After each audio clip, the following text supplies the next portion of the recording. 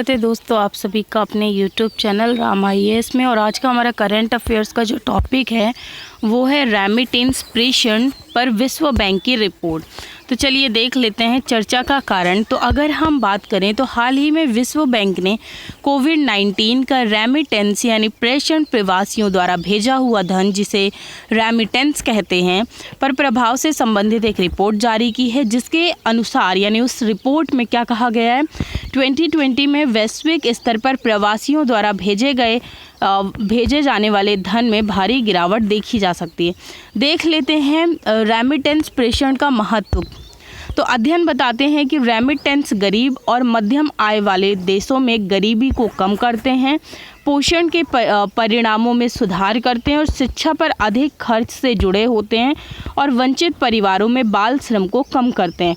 उसके बाद नेक्स्ट है रेमिटेंस विकासशील देशों के लिए आय का एक महत्वपूर्ण स्रोत है और रेमिटेंस में गिरावट उपयुक्त क्षेत्रों पर खर्च करने की परिवारों को क्षमता प्रभावित करती है। इसमें भारत की स्थिति की बात करते हैं तो भारत रेमिटेंस की दुनिया में सबसे बड़ा प्राप्तकर्ता है, परंतु कोरोना वायरस महामारी के कारण वर्ष 2020 में भारतीय प्रवासियों द्वारा भेजे जाने वाले रेमिटेंस में पिछले साल के 83 बिलियन अमेरिकी डॉलर में 23% की गिरावट के साथ 64 बिलियन अमेरिकी डॉलर तक पहुंचने की संभावना है। नेक्स्ट है, गौरतलब है कि वर्ष 2019 में भारत को रेमिटेंस के रूप में प्राप्त होने वाले धन में 5.5% की वृद्धि के साथ कुल 83 बिलियन अमेरिकी डॉलर प्राप्त हुए थे, जो कुल अनुमानित आय का लगभग 12% था। नेक्स्ट है, वर्ष 2018 में भारत विश्व में सबसे अधिक रेमिटेंस प्राप्त करने वाला देश था। आंकड़ों के हिसाब से दौरान लगभग 170 लाख प्रवासी भारतीयों ने विश्व के कई देशों में कार्य करते हुए रेमिटेंस के माध्यम से देश की अर्थव्यवस्था में योगदान दिया था।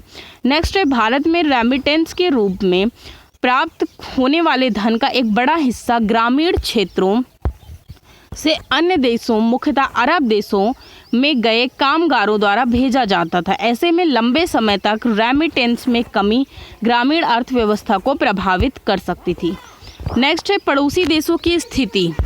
तो अगर पड़ोसी देशों की स्थिति के बारे में बात करें तो विश्व बैंक की रिपोर्ट के अनुसार वर्ष 2020 में पाकिस्तान का रेमिटेंस 23 की गिरावट के साथ 17 बिलियन अमेरिकी डॉलर तक पहुंच सकता है, जबकि पिछले वर्ष पाकिस्तान को 6.2 की वृद्धि के साथ रेमिटेंस के रूप में 22.5 बिलियन अमेरिकी डॉलर प्राप्त हुए थे।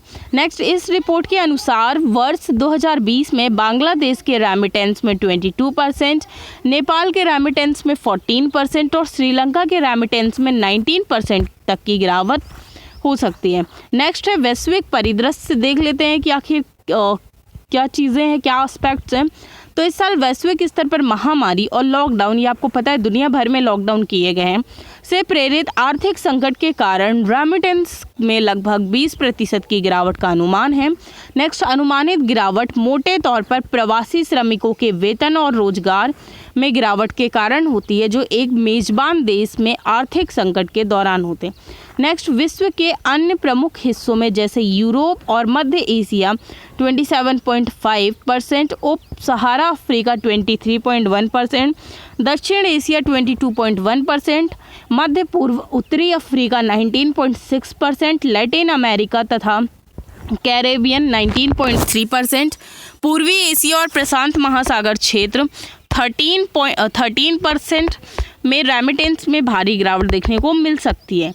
नेक्स्ट है, भारत के साथ ही दक्षिण एशिया के कई अन्य देशों के लिए मध्य पूर्व के देश रोजगार और रेमिटेंस में एक बड़ा स्रोत है, परंतु कच्चे तेल की कीमतों में भारी गिरावट से सऊदी अरब और संयुक्त अरब अमीरात जैसे तेल उत्पादक देशों की अर्थव्यवस्था पर नकारात्मक प्रभाव पड़ेगा। आज के क्वेश्चन पर नज़र डालते हैं। तो रेमिटेंस पर विश्व बैंक की रिपोर्ट के संदर्भ में निम्नलिखित कथनों पर विचार कीजिए। पहला, भारत रेमिटेंस के मामले में दुनिया का सबसे बड़ा प्राप्तकर्ता है। नेक्स्ट, वर्ष 2019 में भारत में रेमिटेंस के रूप में प्राप्त होने वाले धन में 5.5% की वृद्धि के साथ कुल 83 बिलियन अमेरिकी डॉलर प्राप्त हुए थे। नेक्स्ट, रिपोर्ट के अनुसार वर्ष 2020 में पाकिस्तान का रेमिटेंस 23% की गिरावट के साथ 17 बिलियन डॉलर तक पहुंच सकता है। उपयुक्त में से कौन सा कथन सही है? केवल 1 और 2, 2 और 3, 1 और 3 या 1, 2, 3? तो जो आपका आंसर हो जाएगा वो हो जाएगा डी वाला। तो कौन सा 1, 2 और 3? तो इसकी व्याख्या देख लेते हैं। तो हाल ही में विश्व बैंक ने कोविड-19 के समय रेमिटेंस पर एक रिपोर्ट जारी की है।